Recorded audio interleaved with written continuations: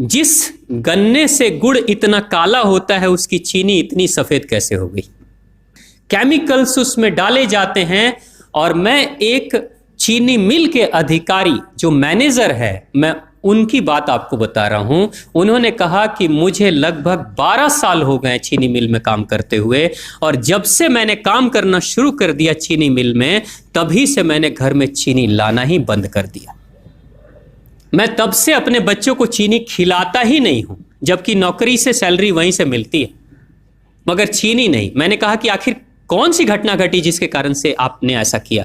तो उन्होंने बताया एक छोटी सी घटना कि चीनी मिल में जो ये पानी निकलता है ना, चीनी के बनने के बाद उस प्रोसेसिंग में जो पानी निकलता है, उस पानी में वो सारा केमिकल भी मिक्स रहता है, और उस पानी को चीनी मिल वाले लोग अक्सर एक टंकी में जमा करके रखते हैं।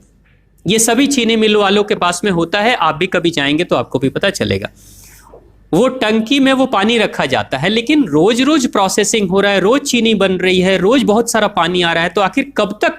एक टंकी की क्षमता है ना, कितने दिनों तक वो टंकी खाली रहेगी? भर जाती है, भरेगी तो फिर क्या करेंगे? खाली करना है।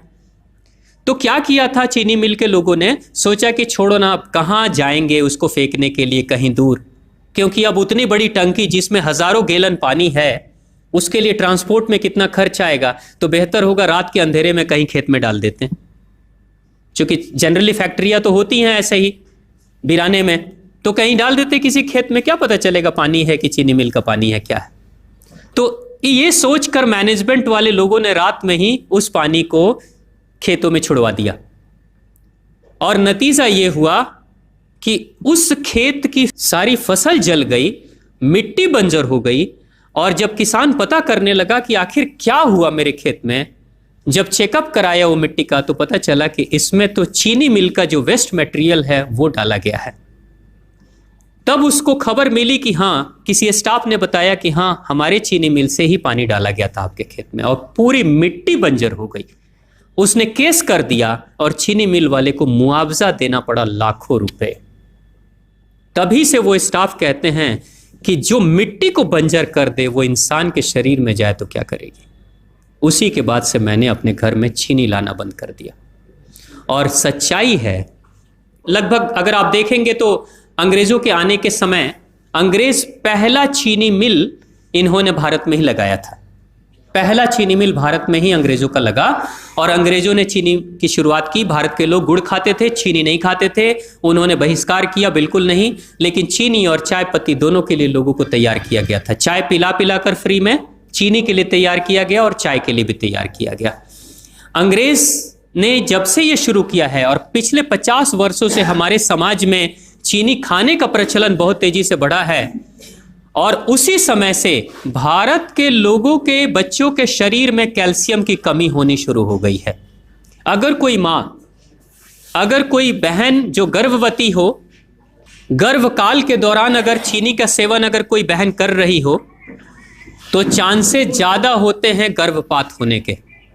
कोई माँ अगर बच्चे के जन्म से पहले 1 साल पहले से ही चीनी छोड़ दे और सामान्य भोजन करे, अपना ही दूध बच्चे को पिलाए, और कम से कम 5 साल तक बच्चे को चीनी ना खिलाए, खुद को चीनी ना खिलाए, उस बच्चे को कभी भी ऑस्टियोपोरोसिस की समस्या नहीं हो सकती। कैल्शियम की कमी उसके शरीर में कभी नहीं होगी।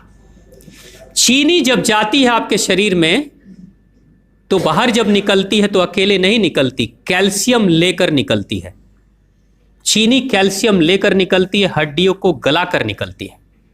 और जिसके शरीर में कैल्शियम की कमी हो जाती है, उसके शरीर में मैग्नीशियम, पोटेशियम, आयरन सबकी कमी हो जाती है।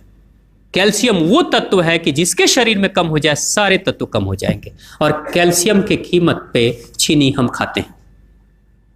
भारत, पाकिस्तान, बांग्लादेश, नेपाल, ऐसे कुछ देशों के अलावा दुनिया के बहुत सारे ऐसे राष्ट्र हैं जहां चीनी का इस्तेमाल ही नहीं होता। आज भी चीनी खाते नहीं, बहुत सारे देश नहीं खाते बिल्कुल।